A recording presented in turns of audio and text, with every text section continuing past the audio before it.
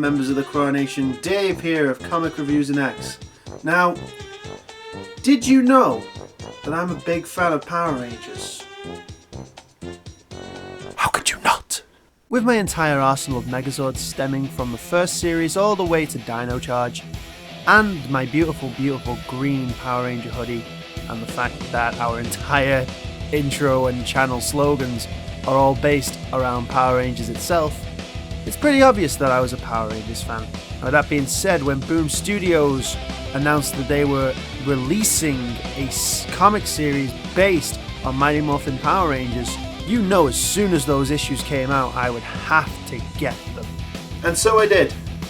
About 2 weeks before issue 2 released, I'm doing the review nearly about a week before they release. Sorry, it's been busy. But anyway, without further ado, let's start with Mighty Morphin Power Rangers, issue 0. Okay, so let's start with the cover art. Now this is the one I actually own and I've scanned onto the computer, which consists of the Green Ranger holding the Sword of Darkness. And if you notice, they also have the other Rangers reflected inside the orb, which I think is really cool. Now this is just the third printout. This is the third printing variation of the cover art, and there's multiple variants. Most of them are the same sort of concept. We have the Power Rangers holding the helmets with their Zords in the visor, reflected in the visor. Now I love all of them. To be honest, I really like all of them. I like how the lights I'm gonna say it's the sun shines on the helmets with the little reflections of the Zords. That's pretty cool. That's really awesome. We've also got the morphers all on show. You can see the power coins. It's really nice. They also have a variation with Rita Repulsa holding the Green Ranger helmet with the Green Ranger himself reflected in the visor, and a White Ranger variant, obviously, which goes with the same motif of holding the helmet with respected Zord in visor. Now, how I like comic cover arts to be is I like them to have some form of representation of what's going to go on in the comic. That's what really a cover art is all about. Now, none of these really have that. But with this being issue 0, they don't need to be. They can have that leeway of just having a ranger holding their helmet or holding an item. That's cool. The White Ranger one, it's not really spoilers for this, but just to say, has nothing to do with this. It's set around the time Green with Evil took place. So this is like halfway through season 1. So White Ranger has nothing to do with this comic, so it's just there to try and get the White Ranger fans to buy the comic, which I don't fully agree with. You know, you get the comic just based on the originals, it's fine. But, you know, let's not go down that route, because Green Arrow issues have already got me on that route. But we'll talk about that in a later review. So let's go with the actual one we've got. My favourite actually is the one I own. It's either that or Rita.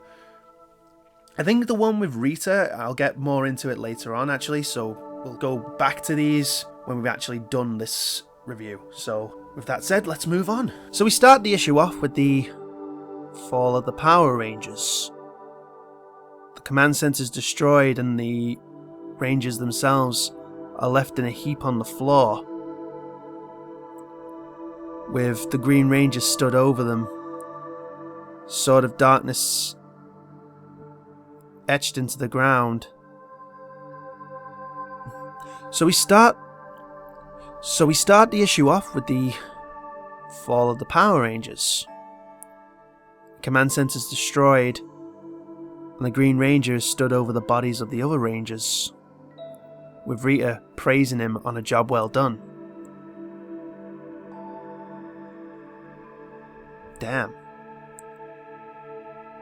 I gotta say though, the artwork is really nice. I mean, the shading and the lighting mixing together on the Green Ranger, the way he stood, looks pretty awesome.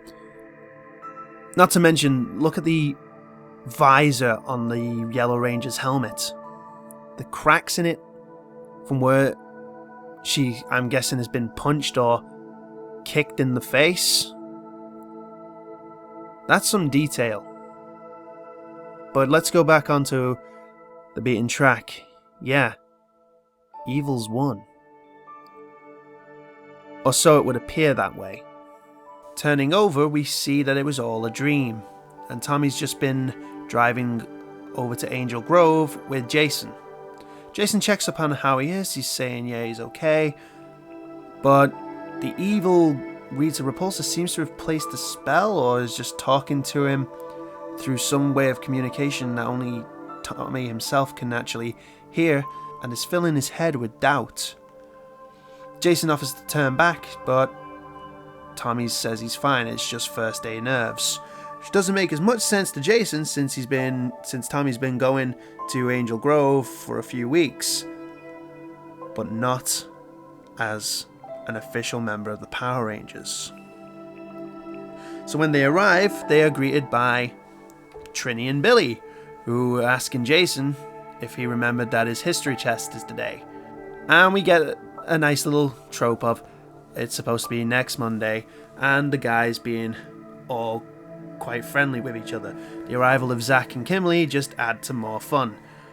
However, Rita is telling Tommy that it's quite a clique, and it's going to be hard to join in on that. That's if these guys even want you to. Which makes me believe it's more in Tommy's head than it is actually Rita speaking to him. This to me doesn't feel like it's actually Rita filling in his head with these thoughts. To me it is Tommy just doubting himself and using Rita as this manifestation. So Tommy starts to feel a bit ill and decides he'll catch up with them later and starts to go with his loner status, which he did do in the show. You know, throughout that whole couple of episodes after Green with Evil, Tommy was a real loner. And really, the way they done it in the show, he was just a loner because he felt bad for what he did. But there wasn't anything like this in my mind. There's no doubt of, is he cool with the other guys? Do they want to be his friend? So this is something that I feel is quite a good addition to the comic. I'll get more onto this when we get to the end. So we move on to Rita's palace, where Rita is asking Finster if her new monster is ready. And it's a bulldozer monster ready to charge. And I gotta say, Finster looks more ominous in this. But okay, before we even go anything, I gotta mention this. What the heck is going on with Rita's breastplate? I mean, I know they were kind of pointy in the actual series, but what the heck is going on there? They're not even I don't even know what to say about that. I think it's best we just move on. Let's just move on. And moving on to regular day class. And this is actually a good point to say. So we got everyone in class learning, and Kimberly sends a text on her smartphone to Tommy. Now here's the thing I haven't mentioned yet. Although this comic book series takes place after the events of Green with Evil, it is also set in 2016. So we have the original Power Rangers style with modern day technology, and that's pretty cool. Moving on, we find out that the monster is wreaking havoc in the town. And now, guys, get ready because... It's Morphin time! Mastodon! Pterodactyl! Triceratops! Saber-tooth tiger! Tyrannosaurus! Wrong! Look, guys, I know this is going to sound a bit nitpicky, and I'm not going to give any negative points to this, just to let people know. This isn't going to hamper the score, but... boom, you've got to get that right. This is the Morphin sequence. This is something that every fan knows the order of, no matter what, because it was drilled in our heads. It always ended with Jason, not with Tommy. It never ended with Tommy, except for that one episode where Jason and Tommy fought Titanus. But even then, every single Morphin sequence went Tommy, Zach, Kimberly, Billy, Trini, Jason. And I can't let you go away not knowing that. That's almost blasphemy on a Power Ranger level. Okay guys, so let's do this right. It's Morphin time! Dragosaur! Mastodon! Pterodactyl! Triceratops! Saber-tooth tiger! Tyrannosaurus! Power Rangers! Much better. Now with the balance restored, we're greeted to a nice image of the Rangers running into battle, getting ready to summon up their Megazords. As we see the bulldozer monster, which is just playing out kaiju at this moment in time, there's not much bulldozer gimmick going on, is wreaking havoc and is getting ready to destroy the San Francisco Bridge. What is it with the kaijus and just trying to destroy the San Francisco Bridge? And I'm sure we see it in Pacific Rim, and I know for definite Godzilla just all up destroyed it, though that wasn't really Godzilla's fault. He was hit and he was just leaning on the bridge. But what is it with the kaijus and just wanting to destroy this bridge? So the Rangers zorded up and getting ready to fight. They're trying to figure out what to do. Luckily, Jason has a plan, and so does Tommy. And Tommy's plan is go hit it head on, which, as Rita says, wasn't a great idea in the first place. So the Megazord gets the kaiju in a headlock in order for Tommy to deliver the final blow. But the controls aren't working for him. Whether it's in his head and he's just not able to it, but he's getting himself doubt. Luckily, whatever happened, he manages to gain control and deliver the final blow to the kaiju, but unfortunately, he loses control and destroys the San Francisco Bridge. Kimberly, already quick on it, manages to separate from the Megazord and luckily save the cars that had fallen off the bridge in the nick of time. And also I want to just go on to something. I think that's the first time I've actually seen a Zord in the Mighty Morphin Power Ranger series detach from the Megazord mid-fight. I'm sure we never got that in the actual series, so that's something new and that's pretty cool. So we're taken back to the command center and Tommy's explaining the situation and he doesn't know what happened. He wants Alpha to run some diagnostics on the Dragon Zord, and Jason puts in a quip about how he can't follow orders. Tommy doesn't know any of the orders and didn't know what Jason was on about. And while they're arguing, Zordon calms them down and tells them that, Jason, you should have really let Tommy know what's going on because you need to be clear because you're the leader. And Tommy, because you're new, you should never feel afraid to ask questions. So basically, the two are as bad as each other. Let's end it there. Meanwhile, Scorpina is just on a boat in the middle of the sea, of the ocean where the San Francisco Bridge was destroyed, and she recovers a crystal, bringing it back to Rita, and that's the end of the issue. Whatever the crystal has in store, we will find out soon enough. However, that isn't the end of the actual comic. That's just the end of the main story. We get an extra side comic called The Ongoing Adventures of Bulk and Skull, which is a different art style, and I don't really need to go too, like I said, I don't really need to go too much into this. It's an okay story. It just involves Bulk and Skull getting in trouble, getting out of trouble, and then a fight with Goldar and the Power Rangers, and it ends with the Power Rangers ganging up on Goldar. The art style is completely different, and it's kind of like a Japanese style. Like when I say Japanese style, it's more, maybe not actually Japanese style. It's more like the old school comic book style, like some of the older Mighty Morphin Power Ranger comics that were originally released. So it's not too bad. With that being said, let's get down to the end. Right. Okay. So, actual story-wise, so far, I like where it's going.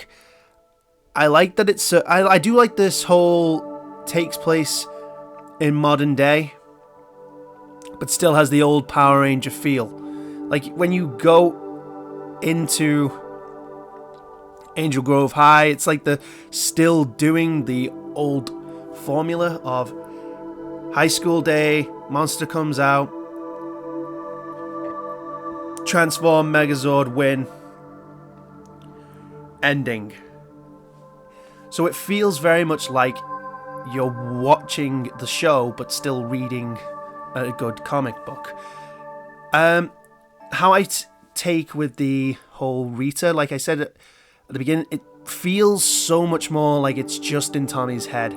It's not like it might be, in the end we might find out it is some type of magic maybe Rita put on him as like a curse, could potentially be, but it seems more like it's stemming from his actual psyche itself than actually being a curse. And I think that'll be an interesting path to follow later on. I'd like to see where that goes. As for the art, like I said before, I think it's very, very nice. The monster didn't feel like an actual Power Ranger monster. I know the guys in suits and stuff like that, but heck, even when they're actually into a point where they're fighting, you still couldn't tell that this was a bulldozer monster. It had nothing to do with the bulldozer was stated. There's nothing in it that makes it look like a bulldozer or has anything. It just looks like something out of Pacific Rim. But I do like the idea of the Power Rangers detaching the Megazord mid-fight. To see Kimberly fly off the Megazord, which is something you never see or rarely see in the actual series, that's just because of the limitations that the series had, because obviously they had to be dependent on the Japanese Sentai footage. So and if there was nothing in there, they couldn't just create that. So yeah, I like that this actually goes with its own thing. Like, for one, Tommy's inside the Megazord. I never mentioned that during the actual scene, but Tommy's actually inside. You never saw, or hardly ever saw, Tommy inside a Megazord until season 2 when he was in the White Tiger Zord. He never controlled it directly. He always controlled it outside with his dagger. So that's really a nice little trope. Though I do kind of hope maybe later on it does go to the dagger, just because I just find that much cooler than him just being in the Zord controlling it. But overall, I did enjoy this little story. It's brimming up, and it continues on. It's like, this is, in my mind, it shouldn't have been classed as issue 0. This is issue 1. I know they have to have issue 0s, but issue 0s tend to usually be origin stories. But now let's get to the scoring. Okay, so art-wise, brilliant. Story-wise, it's got me hooked. I want to know what's going to happen in the next issue. There was action. There was everything you need in a comic. There was story. There was some good, like, moments outside of action, like with Tommy, with all of Tommy's deep inner workings and the ending with Jason and Tommy, the arguments. Straight away, it was showing the emotions that we saw in the show as well. So overall, I think this is a really good comic. I'm gonna give this a 8 out of 10. I wouldn't give it any higher because, again, although the Bulk and Skull adventures were nice, I thought they could have added a bit more onto this comic. There could have been a bit more substance in it outside of 2 separate stories. I think they could have continued on a bit more or divulged into this part a bit more. It seems deep down the kaiju fight, the monster battle, was a little too quick. It was just one blow. It was Tommy getting hit, the Dragonzord taking a hit, the Megazord getting him in the headlock, and Tommy delivering the drill tail to finish it off. And like I said, it wasn't anything to do with the Morphin sequence, but there was just that. The action could have been a bit more, but we still got a nice level of action. So guys, if you want to be a part of the CRAA-Nation, remember to like, comment, share and subscribe. We always need those shares. Get our content out, get our content known. Anyway guys, so this has been Dave. This has been Mighty Morphin Power Rangers issue 0. Stay tuned for Mighty Morphin Power Rangers issue 1 and most likely issue 2, because as I said, I was pretty close to hitting issue 2 upon actually starting the review, so I might just combine issue 1 and 2 together in the next video. We'll have to see. But anyway guys, peace out. May the power protect you always.